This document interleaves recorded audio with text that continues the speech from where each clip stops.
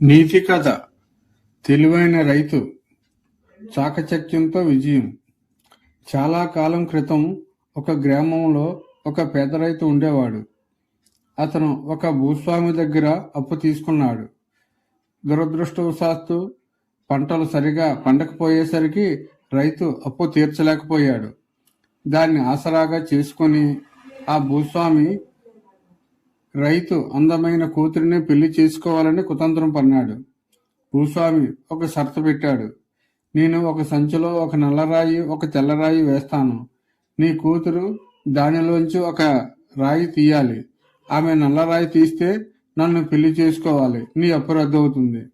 ఒకవేళ తెల్లరాయి తీస్తే నన్ను పెళ్లి చేసుకోనక్కర్లేదు, నీ అప్పు రద్దవుతుంది.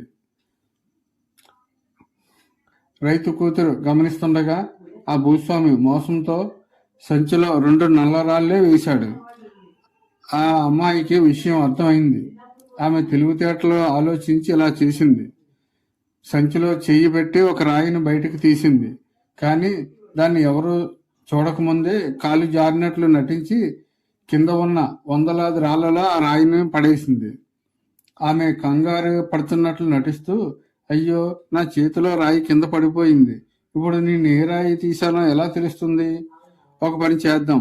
సంచిలో మిగిలి ఉన్న 2 రాయిని చూస్తే నేను తీసిన మొదటి రాయి ఏ రంగుదో తెలిసిపోతుంది కదా అంది. సంచిలో మిగిలింది నల్లరాయి. అంటే ఆమె తీసింది మొదటి రాయి, తెల్లరాయి అని అందరూ నమ్మాల్సి వచ్చింది. భూస్వామి తన మోసాన్ని బయట పెట్టుకోలేక, చేసేదేమీ లేక రైతు అప్పును రద్దు చేశాడు. ఇందులో నీతి: ఎంతటి క్లిష్ట పరిస్థితుల్లోనైనా ఆందోళన చెందకుండా తెలివితేటలతో ఆలోచిస్తే బయటపడవచ్చు.